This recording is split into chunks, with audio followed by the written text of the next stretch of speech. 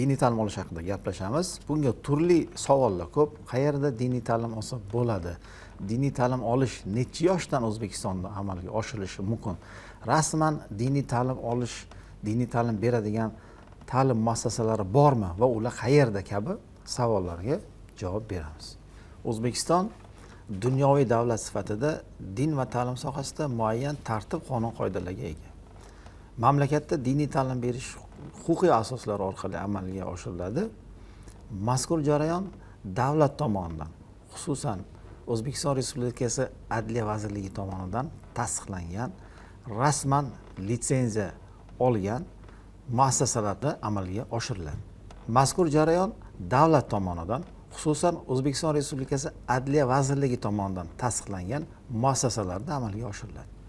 Bundan tashqari dinning noto'g'ri talqini va turli xil radikal oqimlarning tarqalishi, ayniqsa noqonuniy diniy ta'lim berish orqali jamiyat xavfsizligiga jiddiy tahdid tug'diradi.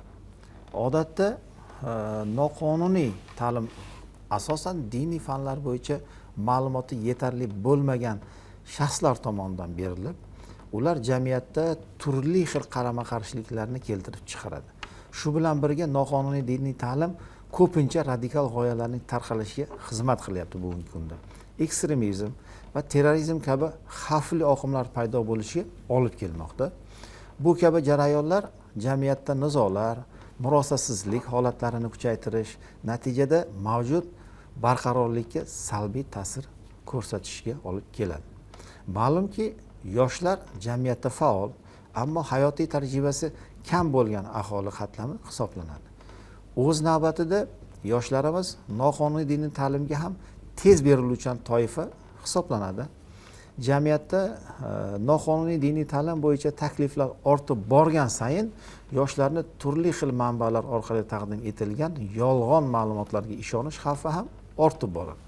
Bu esa ular o'rtasida diniy oqimlar yoki aqidaviy radikalizm xavfini kuchaytiradi. Natijada salbiy mafkuraviy ta'sirlarga uchrab, jamiyatda buzg'unchilik rolini bajarib berish darajasi ham ortib boradi. O'zbekiston ko'p millatli va ko'p konfessiyali davlat bo'lib, unda barcha millatlar va diniy tashkilotlar o'rtasida bag'rikenglik hamda o'zaro hurmat yuqori qadrlanadi. Noqonuniy diniy ta'lim berish esa yoshlarda o'ziga din vakillariga nisbatan mutaassiblashuvni ortishini hamda diniy bag'rikenglikning zaiflashtirib, millatlararo totuvlikka putur yetkazishiga olib keladi. Radikal g'oyalarning tarqalishi dinlararo nizolar va millatlararo tushunmovchiliklarni keltirib chiqaradi. Ta'kidlash lozimki, O'zbekiston Respublikasi vijdon erkinligi va diniy tashkilotlar to'g'risidagi qonunning 3-moddasiga binoan diniy tashkilot sifatida ro'yxatdan o'tmasdan faoliyat ko'rsatish, diniy tashkilot tomonidan faoliyatni o'zi turgan joydan, shu jumladan ibodat qilinadigan binolardan yoki diniy tashkilotga tegishli bo'lmagan hududlardan tashqari amalga oshirish, shuningdek diniy ta'lim muassasalaridan tashqarida xususiy tartibda diniy ta'lim faoliyati bilan shug'ullanish qonun bilan taqiqlanadi. Mazkur qonunning 8-moddasida kim diniy ta'lim muassasalarida professional diniy ta'lim olish huquqiga ega ekanligi, diniy ta'lim muassasalarida o'qishga fuqarolar qonunchilikka muvofiq umumiy o'rta maxsus yoki professional ta'lim olgandan keyin qabul qilinishlari belgilab qo'yilgan. Demak, fuqarolar diniy ta'lim bilan bog'liq huquq va erkinliklarini qonunchilikda belgilangan tartibda amalga oshirishlari talab etiladi. Aksincha, noqonuniy diniy ta'lim bilan shug'ullanuvchilar belgilangan tartib qonun qoidalariga bepisandlik bilan qarab, o'z xatti-harakatlari orqali qonun buzish holatlarini ortib borishi jamiyatda qonun ustuvorligining zaiflashuviga olib keladi.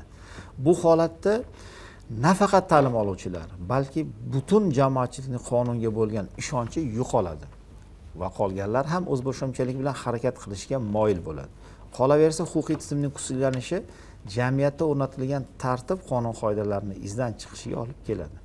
Shu sabab ham har bir fuqaro diniy ta'lim sohasida o'rnatilgan tartib qoidalariga amal qilishi lozim va shart. Bu kabi holatlarning oldini olish maqsadida davlatimiz noqonuniy tarzda diniy ta'limotdan saboq berish bilan bog'liq faoliyat uchun qonunchilikda muayyan javobgarlik masalasini belgilab qo'ygan. noqonuniy tarzda diniy ta'limdan saboq bergan fuqarolar O'zbekiston Respublikasi Ma'muriy javobgarlik to'g'risidagi kodeksining 241-moddasiga asosan, ya'ni diniy ta'limdan saboq berish tartibini buzish moddasiga asosan javobgarlikka tortilishi nazarda tutilgan. Ushbu moddaga ko'ra, maxsus diniy ta'lim bo'lmay turib va diniy tashkilot boshqaruvi markaziy organining ruxsatisiz diniy ta'limdan saboq berish, xuddi shuningdek xususiy tartibda diniy ta'limotdan saboq berish bazaviy hisoblash miqdorining 5 baravaridan 10 baravarigacha miqdorda jarima solishga yoxud 15 sutkagacha bo'lgan muddatga ma'muriy qamoqqa olinishiga sabab bo'ladi.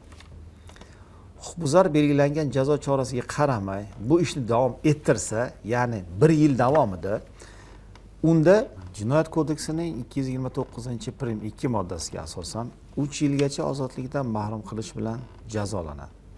Shundan keyin amaldagi qonunchilikka rioya qilish barcha fuqarolar uchun muqarrarligi diniy ta'lim sifatida faqat rasmiy diniy muassasalarda berilishi, fuqarolarning shaxsiy diniy qarashlari asosida diniy ta'lim olishi mumkin emasligi amaldagi qonunchilik bilan qat'iy belgilangan.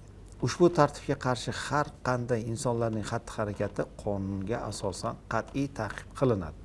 O'z navbatida noqonuniy diniy ta'lim berish nafaqat diniy soha, balki jamiyat xavfsizligi va barqarorligiga ham jiddiy xavf-xatar tug'diradi. Noqonuniy shakldagi diniy ta'lim yoshlar ongiga salbiy ta'sir qilib, ularni turli xil radikal oqimlar safiga qo'shilib qolishlariga sabab bo'lyapti. Shuningdek, qonun ustuvorligiga bo'lgan ishonchni zaiflashtirib, jamiyat barqarorligi va diniy bag'rikenglikka putur yetkazadi.